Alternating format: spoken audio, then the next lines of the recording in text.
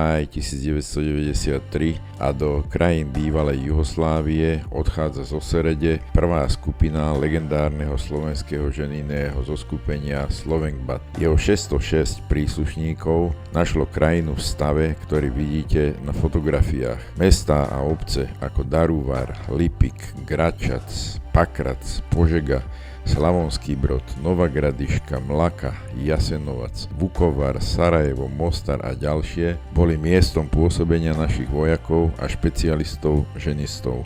Prišli sem nielen zabrániť vojnovej nenávisti, ale aj pomáhať obyčajným ľuďom prežiť a pomôcť vybudovať zničené hodnoty.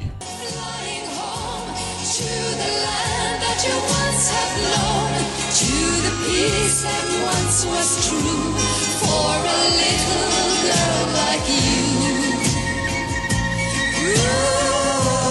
flying home from a world that is made of stone, till your heart is light and free, like it once was meant to be.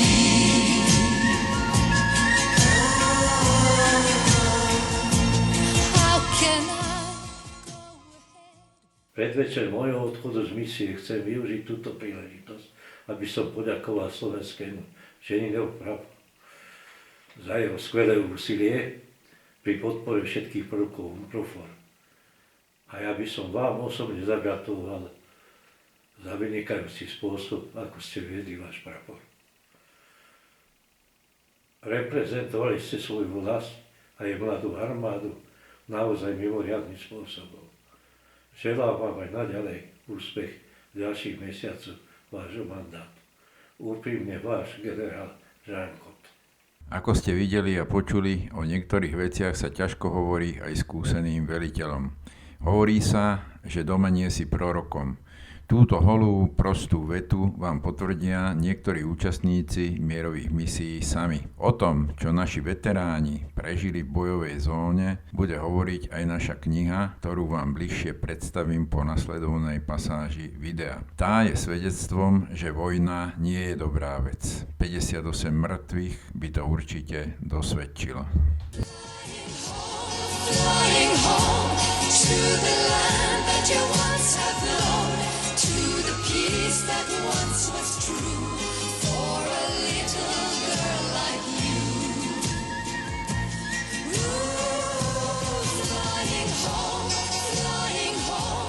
from a world that is made of stone, till your heart is light and free, like it once was meant to be.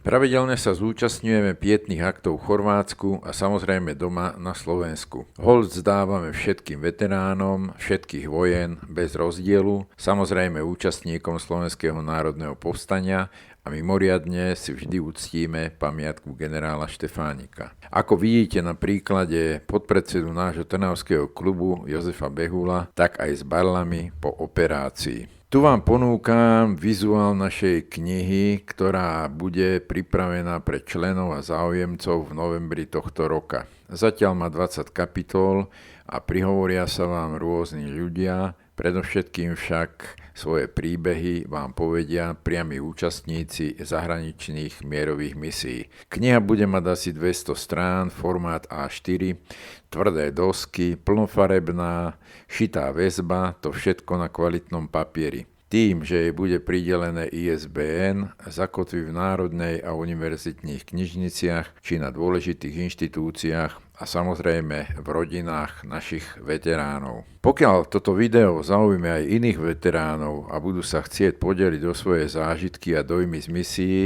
rád im poskytneme priestor. Takisto pokiaľ niekto bude chcieť vstúpiť do našich radov, budeme veľmi radi. Čím viac nás bude, tým dôležitejšie postavenie spoločnosti zaujmeme. Potrebné kontaktné informácie vidíte dolu na obrazovke. Na záver príjmite veteránsky symbol červeného maku a pozdrav nezabúdame.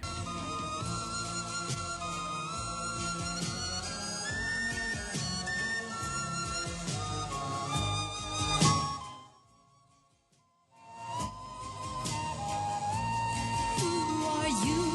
Who am I? Is it real? Do we touch the sky?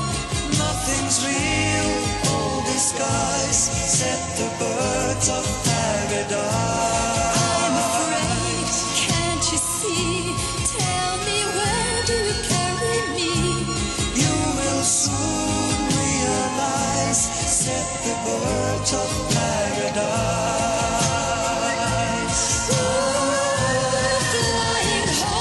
Flying home to the land that you once have known, to the peace that once was true for a little girl like you.